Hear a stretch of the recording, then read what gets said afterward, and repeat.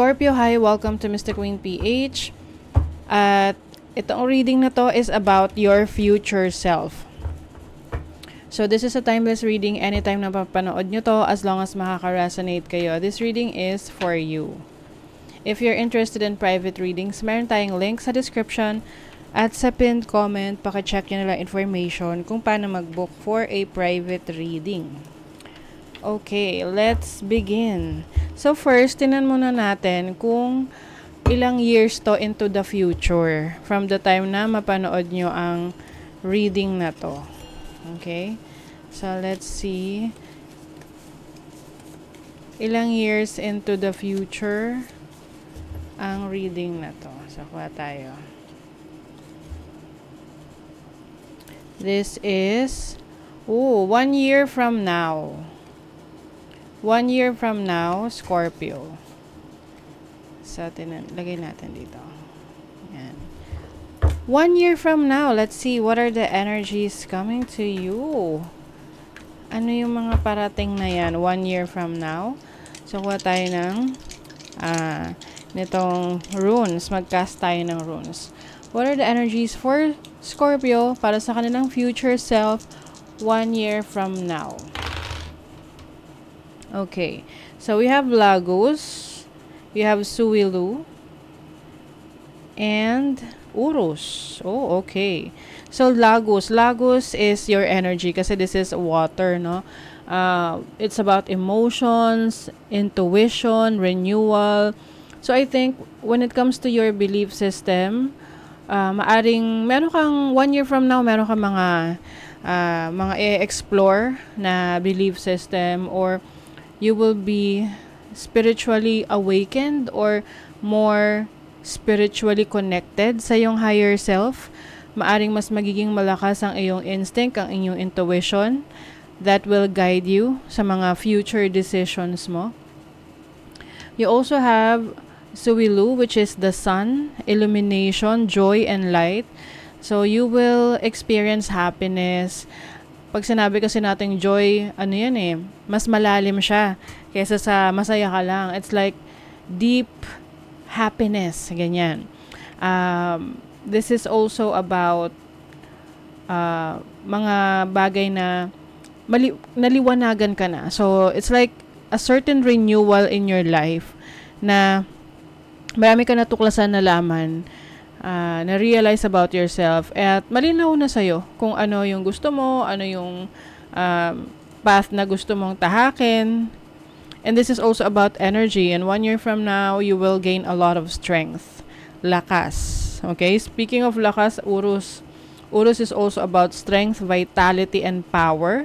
So, if ngayon, no, nagbabala ka na mag-gym, magpalakas ng pangangatawan mo, mag-focus sa kalusugan mo, then 1 year from now, you will be able to gain your strength.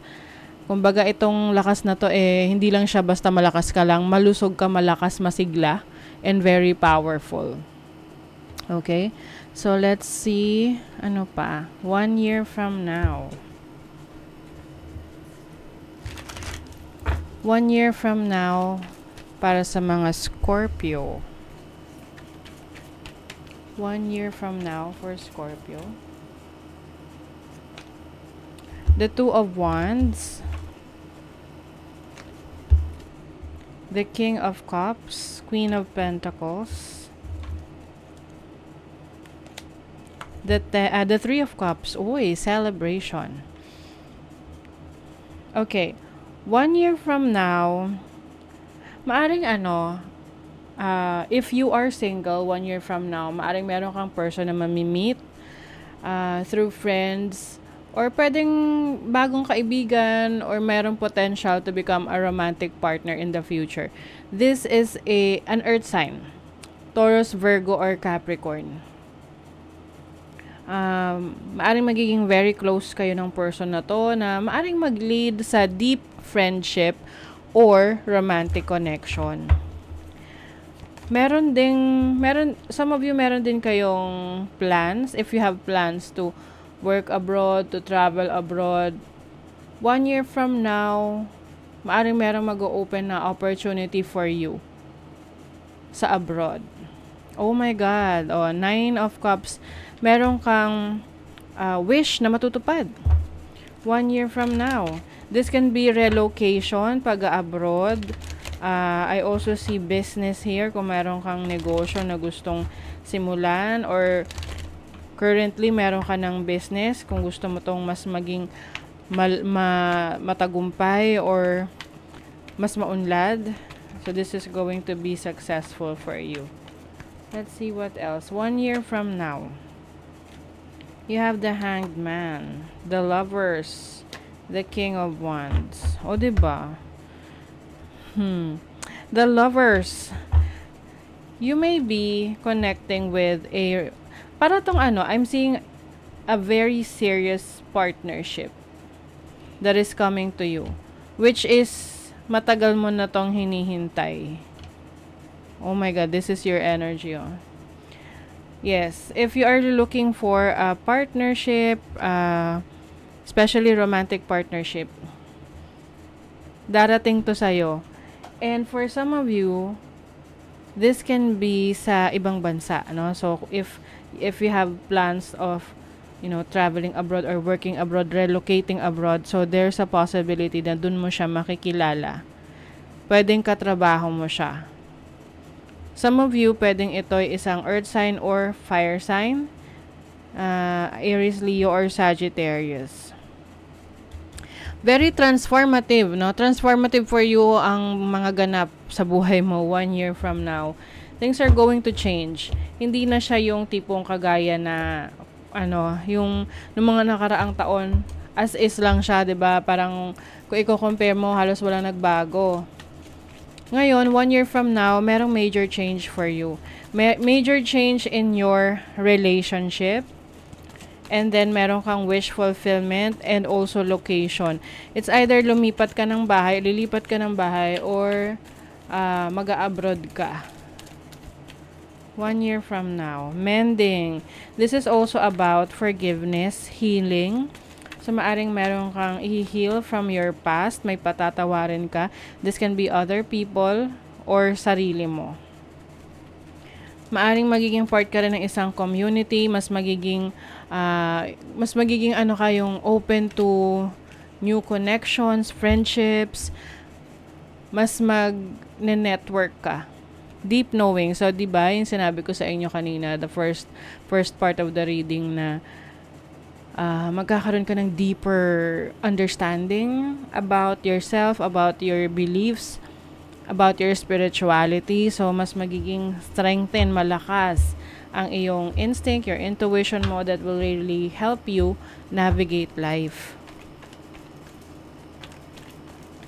Let's see what else 1 year from now for Scorpio.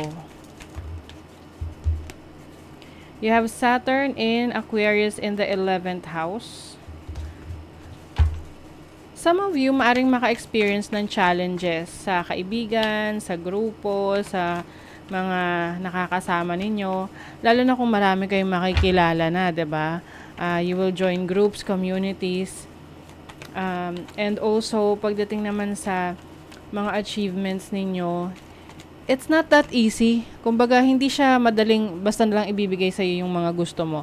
Paghihirapan mo siya. But rest assured na yung pinaghirapan mo, efforts mo, ay magiging sulit para sa iyo. It's all gonna be worth it. Okay? Worth it siya. Mas magiging organized ka rin. Maaring ikaw ay magkakaroon ng interes sa paghahalaman, pag-aalaga ng pets, anything na para meron kang inaalagaan, ganon. Maari ring meron kang i-rearrange, i-reorganize sa iyong bahay. You will also focus on your health. When we say health, pangkalahatang kalusugan yan. Some of you 1 year from now, maaring meron kayong makaalitan na family member. Oo. Pwede kasing meron kayong hindi pinagkakasunduan. Pwedeng may kinalaman sa inheritance, sa pera, or sa property. Listen, People start to heal the moment they feel heard. Yeah, I feel like you're going to be more open doon sa emotions mo, feelings mo. Pero magkakaroon ka na isang super super close friend or someone na confident mo, can be also your romantic partner, na very open ka sa kanya, sa feelings mo, and it's not, kumbaga hindi ka mahihirapan na mag-express ng feelings mo because you trust this person. There's also a decision for you to make. But sabi rito, sometimes the best decision is no decision at all.